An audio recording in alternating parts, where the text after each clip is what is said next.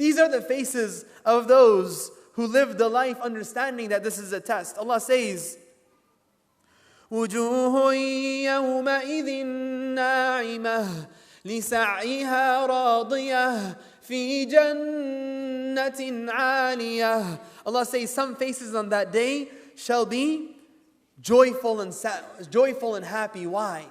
لِسَعْيِهَا رَاضِيَةٌ. That's what it boils down to. They are content, they are satisfied, they are pleased with what they put forth back in this world.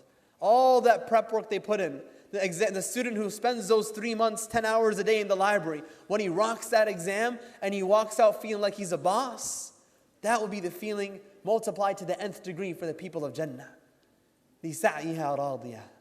They're happy, they're content. You know what's interesting? When Allah subhanahu wa ta'ala says, فَأَمَّا إِن كَانَ مِنَ الْمُقَرَّبِينَ, those who are closest to Allah subhanahu wa ta'ala, the highest levels of Jannah. You know what He describes them, what He says?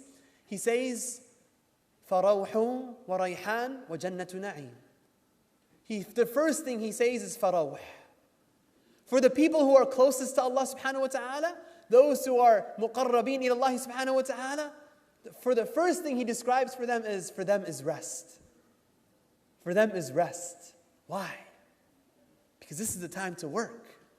They were always in a state of ibadah, calling people to Allah, praying, giving charity, serving mankind, being good to their mother, being good to their father, being a good husband, being a good wife, being a good son, being a good daughter, being a good neighbor, being a good citizen. They spent their life seeking the pleasure of Allah subhanahu wa ta'ala. So when death comes, farawh.